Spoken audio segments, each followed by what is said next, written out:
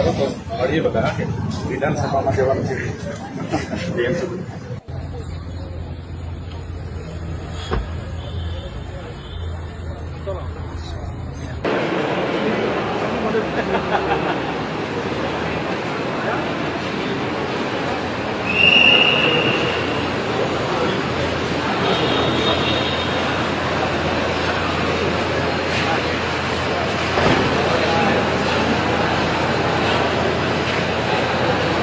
तेजस्वी उभा रहो. तेजसभाई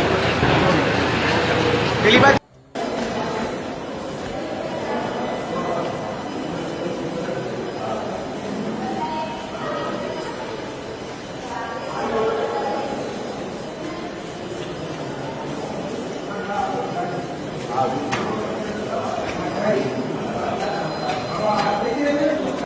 અમારા આમ આદમી પાર્ટીના નેતા માનનીય શ્રી ચૈતરભાઈ વસાવા ના બાબતમાં અમારા બધા ધારાસભ્યો અને સાથે સાથે કોંગ્રેસ પક્ષના પણ ધારાસભ્યો, તમામ ધારાસભ્યો વિપક્ષના ડેલિગેશનના સ્વરૂપમાં માનનીય મુખ્યમંત્રી સાહેબને રજૂઆત કરવા માટે ગયા હતા. અમારી આમ આદમી પાર્ટીની મુખ્ય રજૂઆત એ હતી કે ચૈતરભાઈ વસાવા જે રીતે ગુજરાતના યુવાનો અને આદિવાસી સમાજ માટે લડાઈ લડે, આદિવાસી સમાજના નાનામાં નાના પ્રશ્નો બાબતે બહુ મજબૂતીથી રજૂઆત કરે છે, અવાજ ઉઠાવે છે, સંઘર્ષ કરે છે અને એના કારણે આદિવાસી સમાજને ખૂબ મોટો ફાયદો થયો. અને આદિવાસી સમાજને ફાયદો થાય છે માટે આદિવાસી વિસ્તારોની અંદર ચૈતરભાઈનું પ્રભુત્વ ખૂબ વધી રહ્યું છે. અને ચૈતરભાઈનું વધતું પ્રભુત્વ રોકવા માટે ભાજપના નેતાઓ દ્વારા, ભાજપની સરકાર દ્વારા એમની ઉપર ખોટા કેસો કરવા, મોટી મોટી કલમો લગાવી દેવી, એમની વિરુદ્ધમાં ખોટા ષડયંત્રો કરવા, આ પ્રકારનું તાનાશાહી ભર્યું વલણ, આ પ્રકારની દ્વેષયુક્ત કાર્યવાહી ચૈતરભાઈ ઉપર થઈ રહી છે એ બાબતનો મજબૂત વિરોધ કરવા માટે અને એ સિવાય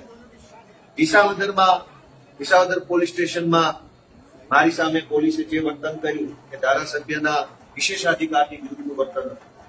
એટલે મેં વિશેષાધિકારને લઈને મૌખિક રીતે માનનીય મુખ્યમંત્રીશ્રીને રજૂઆત કરી. આ સિવાય પાટણના ધારાસભ્યની સામે પાટણના ચીફ ઓફિસર જે રીતનું વર્તન કરી રહ્યા છે એ બિલકુલ અયોગ્ય અને ગેરબંધારણીય વર્તન છે, ધારાસભ્યના પ્રિવિલેજની વિરુદ્ધનું વર્તન છે, એની પણ રજૂઆત મેં કરી.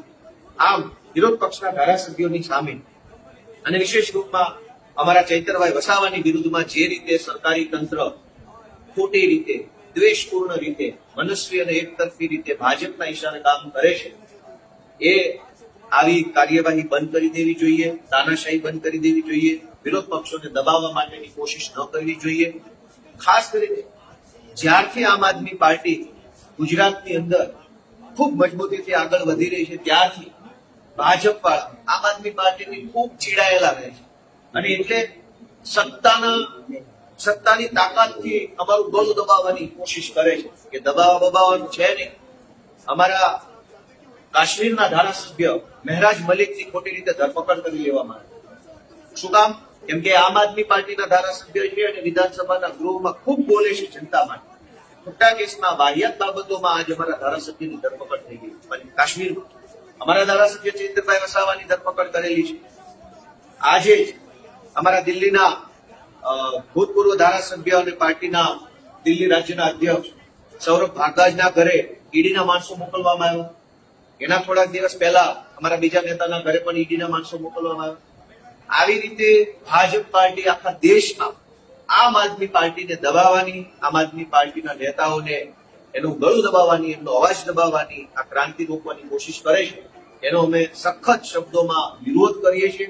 આ દમ દાટી અને દંડાવાળી સરકાર તમે દીવાવાળા માણસો, અમે તમારી ઈડી, પીડી, સીડી જે કાંઈ હશે એ ચેલેન્જને સ્વીકારી લઈશું, પડકારોને પણ ઝીલી લઈશું અને પડકારો ઝીલીને આગળ વધશે.